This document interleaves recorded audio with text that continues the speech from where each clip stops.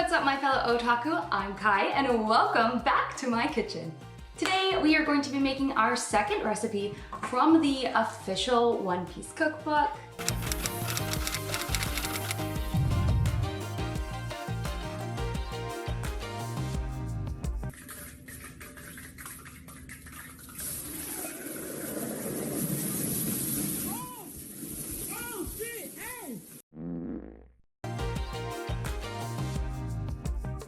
I asked my members what recipe you guys wanted to see next, and the answer was pretty overwhelming for the exploding apples. And this recipe's manga moment is when Luffy chows down on some apples a stranger offers to him.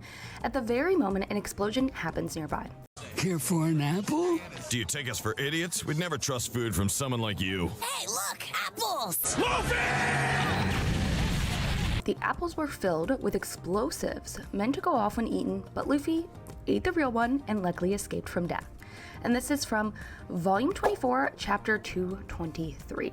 This is a very simple recipe. To be honest, we only need a few ingredients, including 2 apples, though I'm just doing 1 because it's just for myself, 1 to 2 cinnamon sticks, 2 teaspoons of lemon juice, 4 cardamom pods, though I couldn't find cardamom pods, so I just got ground cardamom instead, and we'll just kind of wing it. I don't know what cardamom tastes like, so we'll have to try it. 1 1/2 teaspoon of butter, and 4 teaspoons of granulated sugar. Now let's get to the cooking. Yeah, boy. Now we're good to go. Just a side note, Sanji recommends you use Jonathan apples. I couldn't find that, so I'm using the Cosmic Crisp apples. Slice the apple in half lengthwise and scoop out the seeds and the core with a spoon.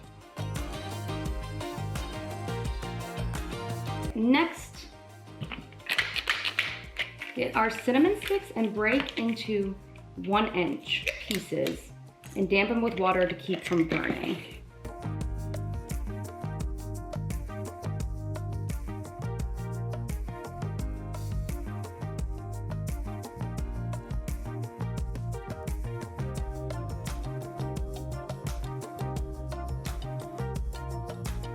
The next step is to add lemon juice, cardamom, and butter to the apple surface, and then stick the cinnamon into the centers.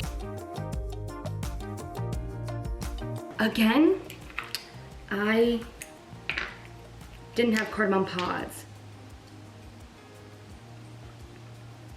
Ugh. Ugh. Oh. Why did I do that? Ugh.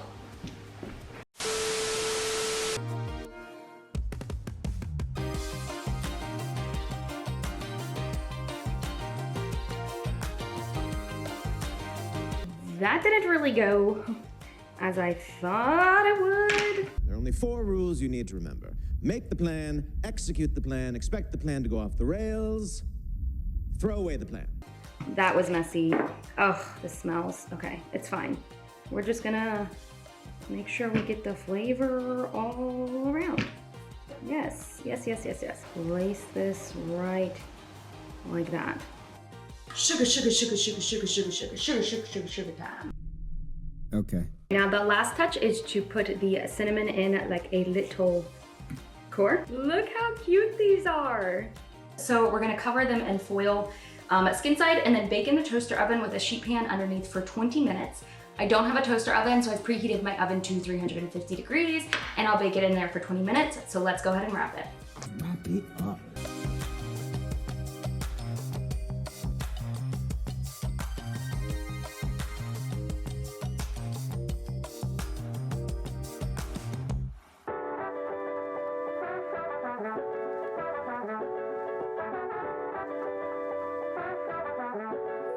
Eventually.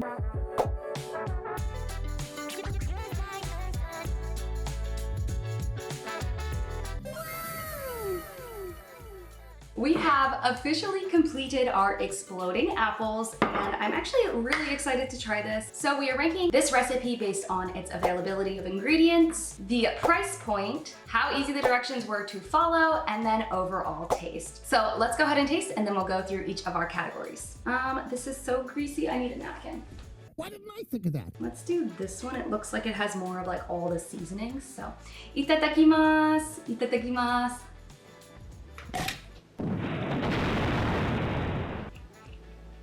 Okay.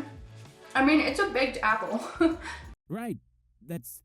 Yeah, we know. Okay, let's just go through the categories. So first and foremost, availability of items. I would say 4 out of 5 stars. I couldn't find cardamom pods and I couldn't find the Johnson apples that they recommend, though you didn't have to do those.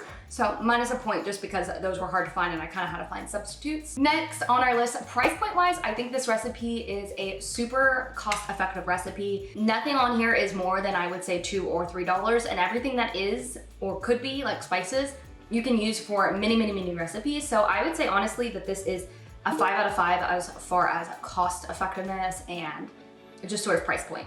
Next, ease of directions. Same note as last time. I would give this a 4 out of 5. I think everything on this is super good, but I am gonna deduct a point because it doesn't really give you any instructions for if you don't have a toaster oven.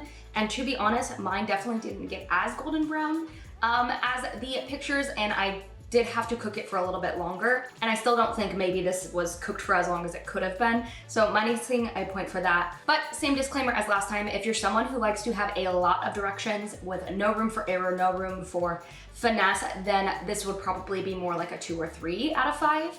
And then finally for taste. One, the cinnamon doesn't really add any flavor. I think I would have preferred like to have like cinnamon powder on it.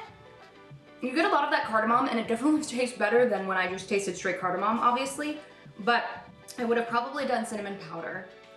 It's still kind of like, I'm not a big fan of the texture and it just kind of tastes like an apple. Yeah, I don't think it's anything special. Maybe I would add maybe a little bit of salt just to have some other definition in the flavor because it is just kind of like one tone.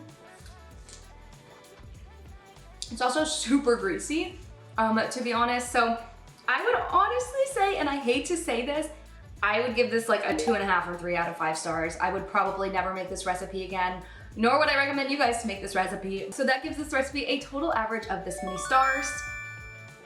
But if you want to get a almost 5-star recipe, definitely check out my last video where I make the penne gorgonzola. I loved that recipe and I'm super excited to try more of these recipes despite me not loving this one as much. And with that, I do hope that you guys enjoyed this video. If you want to be more involved in what recipes I cook next, either from this cookbook or some other cookbooks that I have that are otaku related, definitely make sure you think about becoming a member because I do let my members decide these kinds of videos.